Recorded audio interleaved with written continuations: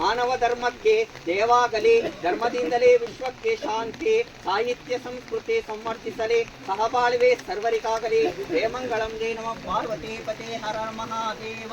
ನೈವೇದ್ಯಂ ಸಟ್ರಸೋಪೇತಂ ಕ್ಷೀರಕೃತೋಪೇತಂ ನೈವೇದ್ಯಂ ಶ್ರೀಕೃಷ್ಣತ ನೈವೇದ್ಯಂ ಮೇದಯಾಮಿ. ನೈವೇದ್ಯಂತರ ಆಶಮನೀಯಂ ಸಮರ್ಪಯಾಮಿ.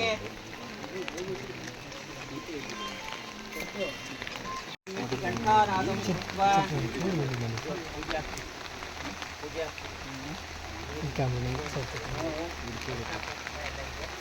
पूजा सज्जा जातं ब्रह्मयामि. सज्जा जाताय नमः. भवे भवेनाति भवे भवाय नमः. वामदेवाय नमः. ज्येष्ठाय नमः. श्रेष्ठाय नमः. रुद्राय नमः. कालाय नमः. तलविकरणाय नमः. बलाय नमः. बलप्रमथनाय नमः. सर्वभूतमनोत्मनाय नमः. गुरुवे सर्वलोकानां विसुजे भवरोगिणां देवे सर्वविद्यानां दक्षिणामूर्ते नमः. आगमार्थदेवानां शरणार्थं गुरुलार्थं सावरं वक्ता देवतावलांशं निति कंठानादं कृत्वा वज्रज्वाराज्ञाय वर्तमानस्यात् ब्रह्मणस्य प्राप्ति. दिव्येन्द्र माताः ते विश्वं प्रिया माताः ते यदनेन अभिषताः मे. जयमंगलम. जय नमः पार्वती पते हर महादेव. हर नमः पार्वती पते हर महादेव. शिव नमः पार्वती पते हर महा.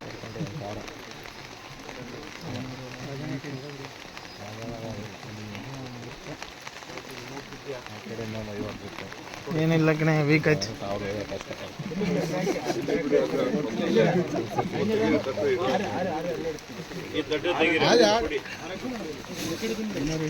ನಮ್ಮ ಅರಣ್ಯ ಸಚಿವರು ಆಗಮಿಸಿ ಬಹು ದಿವಸಗಳ ಬೇಡಿಕೆ ಈ ಭಾಗದ ಜನರದ್ದು.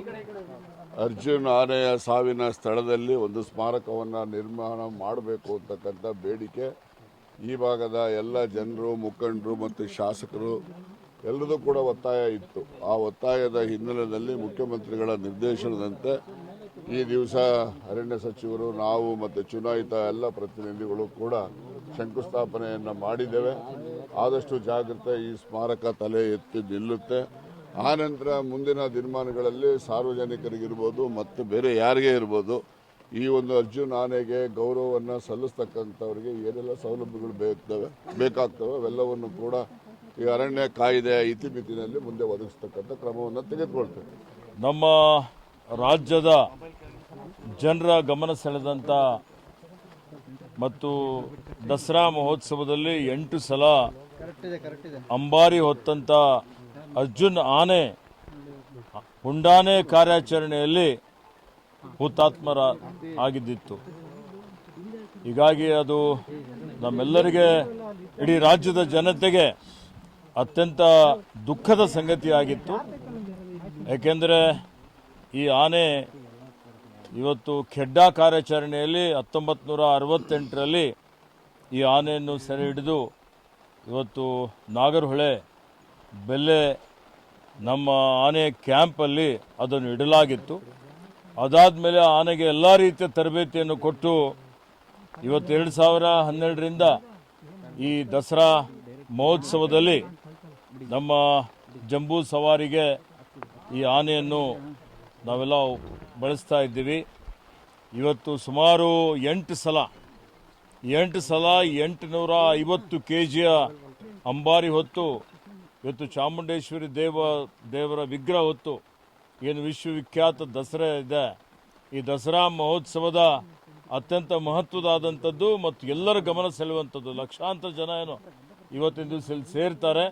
ಅದು ಜಂಬೂ ಸವಾರಿಗಾಗಿ ಅದು ನೋಡಲಿಕ್ಕೆ ಜನ ಬರ್ತಾರೆ. ಅಂಥ ಒಂದು ಆನೆ 2019 ನಂತರ ವಯಸ್ಸಾಗಿದೆ ಅಂತ ಹೇಳಿ ನಿಶಾನೆ ಆನೆಯಾಗಿ ಹೋದ ಸಲ ದಸರಾ ಮಹೋತ್ಸವದಲ್ಲಿ ಇವತ್ತು ಅರ್ಜುನ್ ಆನೆ ಭಾಗವಹಿಸಿದ್ದಿತ್ತು. ಹೀಗಾಗಿ ಅರ್ಜುನನು ಇವತ್ತು ನಮ್ಮಿಂದ ದೂರ ಹೋಗ್ತಾನೆ ಅಂತ ಹೇಳಿ ನಮ್ಮ ಯಾರಿಗೂ ಅನ್ನಿಸಿರಲಿಲ್ಲ. ಅವತ್ತು ದುರದೃಷ್ಟವಶಾತ್ ಒಂದು ಪುಂಡಾನೆಗೆ ಅದರ ಕಾರ್ಯಾಚರಣೆ ಹಾಕಿದೆ. ಹಿಂದೆನೂ ಅರ್ಜುನ್ ಆನೆಗೆ ನಮ್ಮ ಅಧಿಕಾರಿಗಳು ಸುಮಾರು ಸಲ ಪುಂಡಾನೆಯನ್ನು ಸೆರೆ ಹಿಡಲಿಕ್ಕೆ ಹುಲಿ ಕಾರ್ಯಾಚರಣೆಯಲ್ಲಿ, ನಿಮ್ಮ ಇವತ್ತು ಚಿರತೆ ಕಾರ್ಯಾಚರಣೆಯಲ್ಲಿ ಭಾಳ ಯಶಸ್ವಿಯಾಗಿ ಬಳಸಿಕೊಂಡಿದ್ದರು. ಇವಾಗ ಅದರ ಬಗ್ಗೆ ನಾನು ಅವತ್ತೇ ಇಲ್ಲಿಗೆ ಭೇಟಿ ಕೊಟ್ಟಿದ್ದೆ. ಸನ್ಮಾನ್ಯ ಮುಖ್ಯಮಂತ್ರಿಗಳು ಇವತ್ತು ಹೇಳಿದರು, ನಾವು ಎರಡೂ ಕಡೆ ಇವತ್ತೇನು ಎಸ್ಲೂರಿನಲ್ಲಿ ನಮ್ಮ ಇಲ್ಲಿನೂ ಒಂದು ಏನು ಇಲ್ಲಿ ಆನೆ ಮೃತಪಟ್ಟಿತ್ತು ಆ ಸ್ಥಳದಲ್ಲೂ ಒಂದು ಸ್ಮಾರಕ ಮಾಡ್ತೀವಿ ಅಂತ ಹೇಳಿದ್ದೇವೆ. ಮತ್ತು ಬೆಲ್ಲೆಯಲ್ಲಿ ಎಲ್ಲಿ ನಮ್ಮ ಸಾಕಾನೆಗೆ ಅದರ ವಾಸಸ್ಥಾನ ಇತ್ತು ಅಲ್ಲಿ ಒಂದು ಸ್ಮಾರಕ ಮಾಡ್ತೀವಿ ಅಂತ ಹೇಳಿದ್ದೇವೆ. ಹೀಗಾಗಿ ಇವತ್ತು ಆ ಸ್ಮಾರಕಕ್ಕೆ ನಾನು ಮಾನ್ಯ ಉಸ್ತುವಾರಿ ಮಂತ್ರಿಗಳಾದಂಥ ರಾಜಣ್ಣ ಅವರು, ಶಾಸಕ ಮಿತ್ರರಾದಂಥ ಮಂಜು ಅವರು, ಮತ್ತು ಶಿವಲಿಂಗೇಗೌಡರು, ನಮ್ಮ ಮುರಳಿಯವರು, ನಮ್ಮ ಹಿರಿಯ ಅಧಿಕಾರಿಗಳು, ಅನೇಕ ಇಲ್ಲಿ ಪ್ರಮುಖರು ಎಲ್ಲ ಸೇರಿ ಇವತ್ತು ಶಂಕುಸ್ಥಾಪನೆ ಮಾಡಿದ್ದೇವೆ. ಆದಷ್ಟು ಶೀಘ್ರದಲ್ಲಿ ಈ ಹುತಾತ್ಮ ಅರ್ಜುನ್ ಆನೆಯ ಸ್ಮಾರಕ ಕೆಲಸ ಪ್ರಾರಂಭ ಆಗ್ತದೆ. ಒಂದು 2-3 ತಿಂಗಳ ಒಳಗಾಗಿ ಇವತ್ತು ಇದನ್ನು ಪೂರ್ತಿ ಮಾಡಿ ಅದನ್ನು ಜನರಿಗಾಗಿ ಲೋಕಾರ್ಪಣೆ ಮಾಡ್ತೀವಿ ಅನ್ನುವಂಥ ಒಂದು ಮಾತನ್ನು ಇಲ್ಲಿ ಹೇಳಲಿಕ್ಕೆ ಬಯಸ್ತಾ ಇದ್ದೇನೆ. ನೋಡಿದ್ದು ಅರಣ್ಯ ಇಲಾಖೆ ಅಧಿಕಾರಿಗಳ ಜೊತೆಲೆಲ್ಲ ಚರ್ಚೆ ಮಾಡಿ ಅದರ ಬಗ್ಗೆ ಅಂತಿಮವಾದಂಥ ಒಂದು ತೀರ್ಮಾನವನ್ನು ನಾವು ತೆಗೆದುಕೊಳ್ತೇವೆ. ಇದೇ ಭಾಳಷ್ಟು ವಿಷಯಗಳಿದ್ದಾವೆ. ಅರಣ್ಯ ಪ್ರದೇಶದ ಒಳಗಡೆ ರಸ್ತೆ ಮಾಡಬೇಕು ಅಂತ ಹೇಳಿದ್ರು ನಾವೆಲ್ಲ ಕೆಲವೊಂದು ರಾಜ್ಯ ಮತ್ತು ಕೇಂದ್ರ ಸರ್ಕಾರದ ಕಾಯ್ದೆಗಳಿದ್ದಾವೆ, ನಿಯಮಗಳಿದ್ದಾವೆ, ಅವೆಲ್ಲವನ್ನು ನಾವು ಅನುಸರಣೆ ಮಾಡಬೇಕಾಗ್ತದೆ. ಅದೆಲ್ಲವನ್ನು ವಿಚಾರ ಮಾಡಿ ಆಲೋಚನೆ ಮಾಡಿ ನಾವು ತೀರ್ಮಾನವನ್ನು ತೆಗೆದುಕೊಳ್ತೀವಿ. ಈಗಾಗಲೇ ಇದನ್ನು 50 ಲಕ್ಷ ವೆಚ್ಚದಲ್ಲಿ ಬರೀ ಸ್ಮಾರಕ ನಿರ್ಮಾಣ ಮಾಡ್ತಾ ಇದ್ದೇವೆ. ಮತ್ತು ಅದಕ್ಕೆ ಇನ್ನೂ ಅಭಿವೃದ್ಧಿ ಮಾಡುವಂಥದ್ದಕ್ಕೆ ಹಣದ ಸಮಸ್ಯೆ ಇಲ್ಲ. ಅದಕ್ಕೆ ಎಷ್ಟು ಹಣ ಬೇಕಾದರೂ ಖರ್ಚು ಮಾಡ್ತೀವಿ ಅನ್ನೋಂಥ ಮಾತನ್ನು ಹೇಳಲಿಕ್ಕೆ ಬಯಸ್ತೇನೆ. ನಾನು ಅದಕ್ಕೆ ಹೇಳಿದೆ, ಪ್ರವಾಸಿಗರು ಬರಬೇಕು ಅನ್ನೋಂಥ ಇಚ್ಛೆ ಇರ್ತದೆ, ಆಸಕ್ತಿ ತೋರಿಸ್ತಾರೆ. ಈ ವಿಷಯದ ಬಗ್ಗೆ ಇವತ್ತು 4 ಗಂಟೆಗೆ ನಮ್ಮ ಸಭೆ ಇದೆ, ಹಿರಿಯ ಅಧಿಕಾರಿಗಳ ಸಭೆ. ಮತ್ತು ಇಲ್ಲಿರುವಂಥ ಜನಪ್ರತಿನಿಧಿಗಳು, ಮಾನ್ಯ ಉಸ್ತುವಾರಿ ಮಂತ್ರಿಗಳಿದ್ದಾರೆ, ರಾಜಣ್ಣವರಿದ್ದಾರೆ, ಮಾನ್ಯ ಶಾಸಕರಿದ್ದಾರೆ, ಇವತ್ತು ಅನೇಕ ನಮ್ಮ ಪಕ್ಷದ ಹಿರಿಯ ಮುಖಂಡರುಗಳಿದ್ದಾರೆ.